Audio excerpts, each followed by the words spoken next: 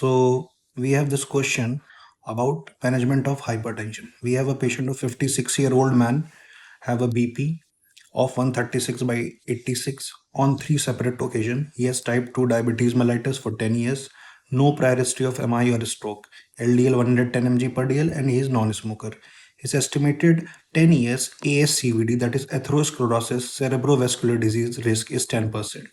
Now, what is the most important next management? So before answering, let's see the theory of this.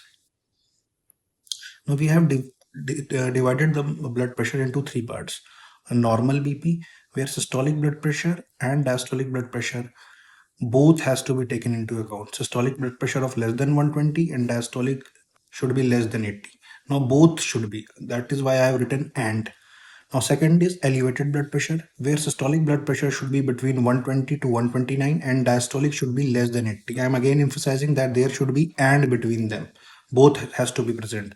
Then stage 1 hypertension, where systolic blood pressure should be between 130 to 139 and diastolic should be between 80 to 89. Here I will use or, that any of the both is, if any of them is present, then we will take it as a stage 1 hypertension.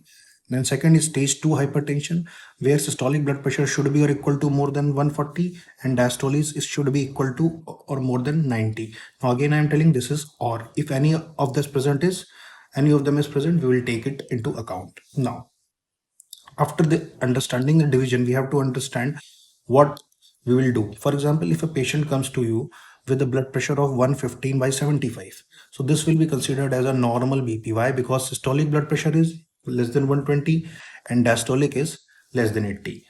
I am again emphasizing it is and. So what we'll do, we'll say to this patient that your BP is excellent, maintain healthy habit, and your checkup will be done after 1 year. So you have what advice you will give? You will give advice that come back after 1 year. Now second case, if second patient comes to you with a blood pressure of 120 by 78, so what it is? It is elevated blood pressure. It is an elevated blood pressure. Why? Because systolic blood pressure is between 120 and 129 and diastolic blood pressure is less than 80. Now what you will do? Now you will ask this patient, you will reassess this patient after 3 to 6 months. This is very important, and you will advise lifestyle modification, but no anti-hypertensive drug will be given to this person. Now you have a third patient with a blood pressure of 135 by 85. Now this is a stage 1 hypertension. How? Because systolic blood pressure is between 130 139 and diastolic is between 80 and 89.